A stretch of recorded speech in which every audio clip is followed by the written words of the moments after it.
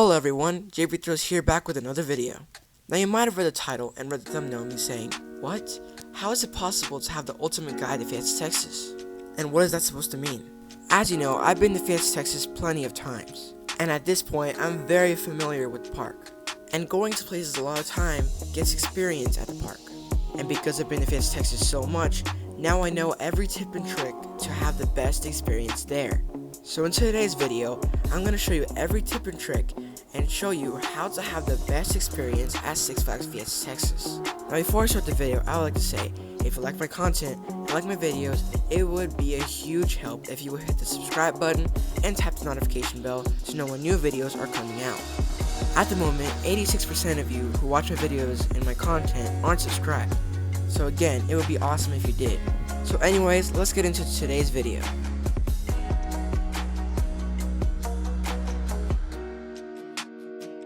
Six Flags Fiesta, Texas in San Antonio, Texas is an underrated park. It has a great collection of rides and a mildly big park. And maybe you want to ride almost everything there. But sadly, time is not in your favor.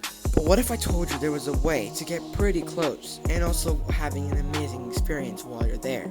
So today, I'm going to show you all the tips and tricks to have the best experience there.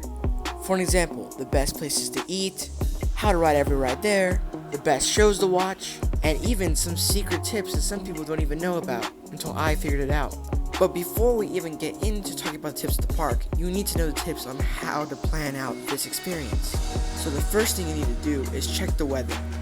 This is a very overlooked but very important thing to do. You can't just expect to ride everything at Fiesta, Texas, but don't know what the weather will be like. So I recommend you downloading some type of weather app.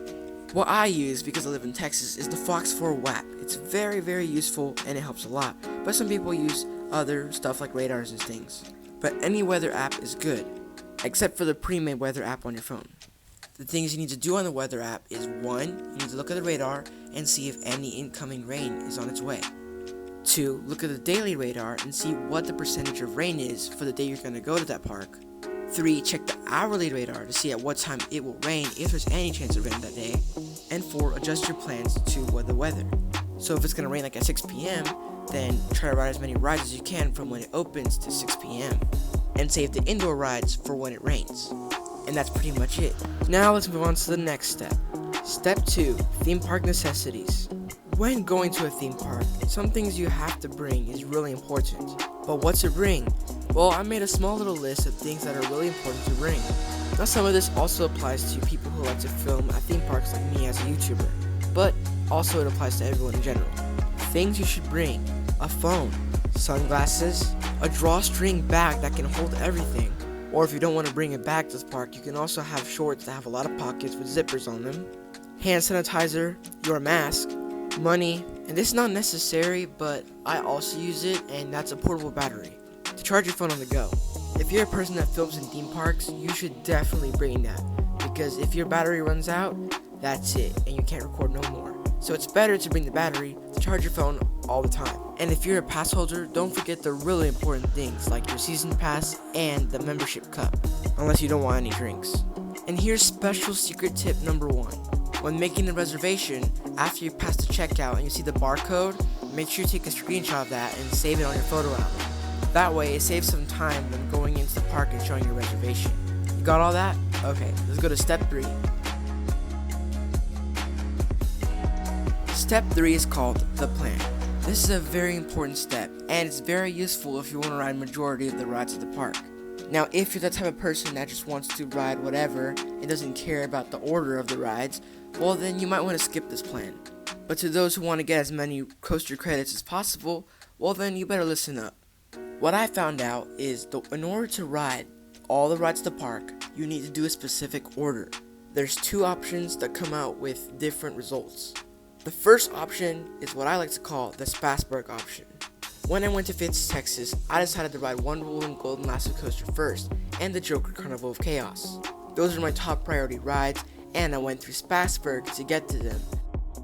And once I reached my destination, I rode the rides near Joker and Wonder Woman, then went to the boardwalk, rode every ride there, and then walked down to Crackaxle Canyon and rode every ride there too. And in result, rode majority of the rides at Fiesta, Texas. How did it work? Process of elimination. As you walk by in the Spassburg section, there's rides there, so if any ride interests you that you want to do, you can do them, and you continue walking to your destination. Then once you're at your priority rides, if there's any ride that interests you near that area, you do it, and then once you're done, you move on to the next area. Now remember how I said there was 2 options? Well, here's the second option. This is called the crackaxle canyon option. In this choice, you decide to go to the crackaxle canyon first to ride the rides there, like Iron Rattler or Boomerang, or Daredevil once it opens. You ride those rides there, then you work yourselves up and ride the rides that interest you on the way. And then, process of elimination, you rode majority of the rides in Fiesta, Texas. It's simple and really efficient. Now here's special secret tip number 2. If you have a Platinum, Diamond, or Diamond Elite Pass, or have the Flash Pass, go to the Flash Pass booth first and pick up the skip the line passes for any ride that has low capacity or you know for a fact will have a long line. Examples of those rides is Iron Rattler, Wonder Woman Gold NASA Coaster, and Daredevil Dive Flying Machines once it opens. Keep the skip the line passes in your pocket, and when you go to that ride, you'll be able to skip it and you'll have more time to ride more rides. So let's move on to the next step.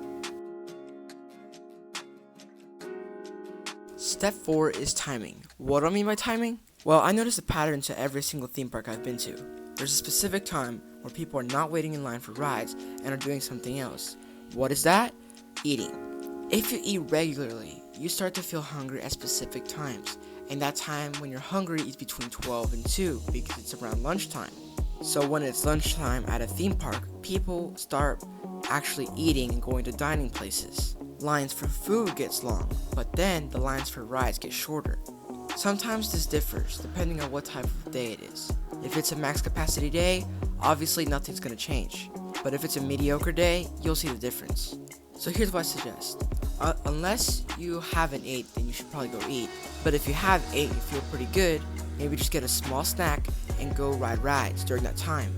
Take advantage of the short wait. Then when you notice the lines start getting long again, that's when you go eat. And then the lines for the food is short and it's a win-win. Timing is very important. And it's not just the food. If you arrive at a theme park late, that's bad timing. And then you'll see the lines for the rides very long. That's why you should go to a theme park when it opens, not later in the day. And here's super secret tip number 3. What snack should you choose? I suggest getting a bag of chips, like Takis, an icy, popcorn, or pretzel. Those foods are easy to carry with you, and when you're waiting in line, easy to store. So now let's go to the final step. Step 5. Enjoy your experience. Now while all these steps are to help you have a fun day and be able to ride everything, remember, don't just rush it. If you don't get to ride the rides you wanted to, it's okay, as long as you had fun in the park. Enjoy the day. Some people don't get to go to theme parks. So while you're there, have fun with your friends or family, ride your favorite collection of rides, and if you just feel like you want to ride it again, do it again by all means. I'm not telling you to rush it and do every single ride quickly. So yeah, that's my step 5. And now I'm just going to tell you tips that you must do or you should do at Fiesta, Texas.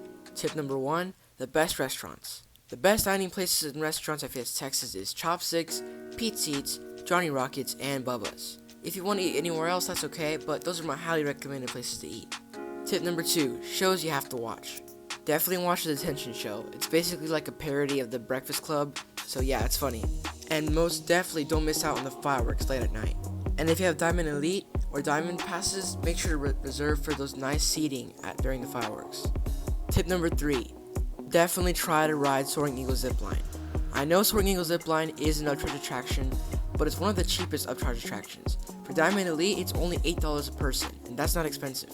Plus, it's an amazing experience, and if you strap on your phone to your body with like a strap or lanyard or something, and your phone's secure, they let you record on it, so it's really fun.